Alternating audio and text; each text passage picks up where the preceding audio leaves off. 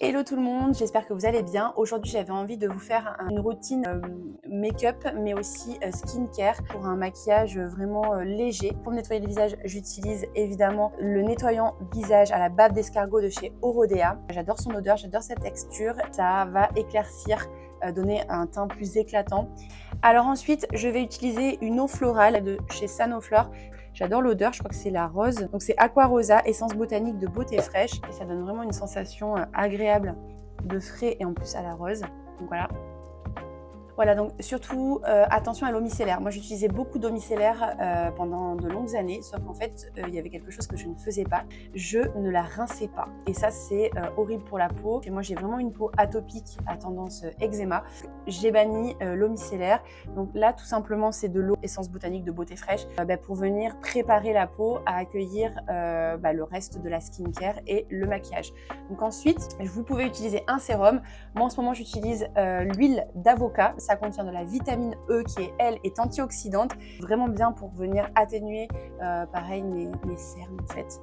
Réduire les rides, les signes de l'âge. Quelques petites gouttes. Et vous pouvez aussi la mélanger à la crème de jour. Je le réchauffe dans mes mains. Voilà. Et surtout, pas vers le bas pour accentuer les rides, mais on étire comme ça, voilà, vers le haut. On peut aussi se masser, notamment là. Moi, je masse ici parce que, comme vous voyez, j'ai tendance à avoir le sillon nasopharyngien marqué. Donc, il faut bien détendre les muscles. Alors, la prochaine étape, ça va être le contour des yeux. Pourquoi ? Parce que la peau autour de votre œil, elle est ultra fine et vous avez peut-être tendance, avec les jours plus froids, à faire de l'eczéma ou à avoir vraiment cette peau-là qui s'assèche. Donc, ça tire la peau, c'est vraiment pas agréable. Moi, j'utilise donc le contour des yeux qui va aussi, c'est de la même gamme, la bave d'escargot, que le nettoyant visage, qui contient de l'acide hyaluronique. Donc, pour lutter contre les signes de l'âge, c'est hyper hydratant. Ça va venir en fait repulper mon cerne parce qu'en fait, les cernes, ça va tendance à creuser en fait. Donc pour venir réhydrater et repulper, il faut redensifier cette zone-là. La bave d'escargot, je l'adore parce que c'est un effet, encore une fois, éclaircissant. Vous avez le petit applicateur. Donc ensuite, je vais venir masser, voilà, comme ceci. C'est hyper agréable. Et je pense que mes yeux vont me remercier. Allez, maintenant on va passer à la crème hydratante. Et dans cette crème-là, donc il y a de l'acide hyaluronique et du collagène, donc protéines hyper importantes pour tout ce qui est élasticité de la peau. On masse vraiment dans ce sens-là. On va pas se créer un double menton. Ok, on remonte tout. Ensuite, il ne faut pas oublier une étape hyper importante. Le premier anti-rides, c'est la protection solaire. Moi là, j'utilise le stick Uriage SPF 50 et j'avais envie de tester en fait ces sticks là. C'est hyper pratique en fait. Voilà. Alors l'inconvénient, c'est qu'on voit pas trop où on est passé parce que c'est transparent et j'ai moins de risque de développer un cancer de la peau éventuellement. En option, ça peut être pas mal. Maintenant, on va passer au camouflage. Je vais utiliser mon anti-cerne. Donc, il faut toujours prendre une teinte en dessous de sa carnation. J'applique une plus grosse quantité dans l'angle interne. Important, je la laisse poser. Il faut vraiment laisser la peau s'en imprégner pour que ce soit un petit peu plus opaque et qu'on ait le résultat escompté, c'est-à-dire de camoufler correctement les cernes. En fait, je vais prendre, je ne sais plus comment ça s'appelle, mais bon, une éponge que j'humidifie au préalable et je vais venir tapoter, voilà, de l'angle interne, voilà, vers l'extérieur. Alors maintenant pour le teint, je vais continuer avec ma palette Moni Amori Effet Miroir, un aspect crémeux qui se transforme en poudre au contact de votre peau.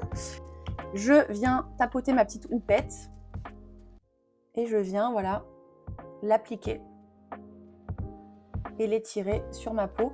Et en fonction de l'effet que je veux, donc il y a plusieurs teintes hein, bien évidemment, je fais des petits tapotements comme ceci.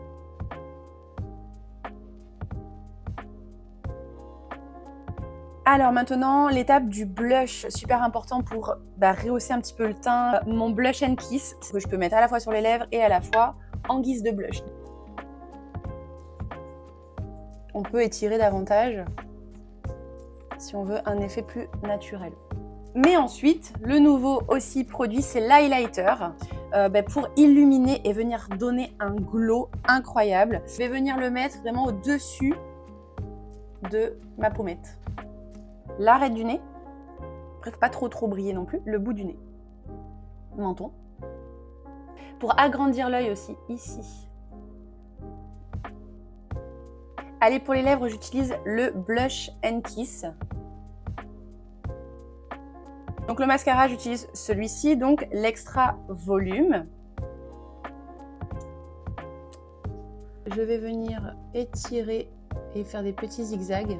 Et bien sûr, on n'oublie pas de faire les cils du bas. Je termine bien évidemment ma préparation avec le parfum du jour. Il y a de la rose, du musc, de la vanille. Je l'adore, il est un petit peu épicé. Celui-ci, vraiment, pour l'hiver, je l'adore. Voilà, écoutez, je vous souhaite une très belle journée. Il me reste quand même plus qu'à me coiffer et pas des moindres. Les cheveux sont lissés, je suis prête pour mes livraisons. Ciao, ciao!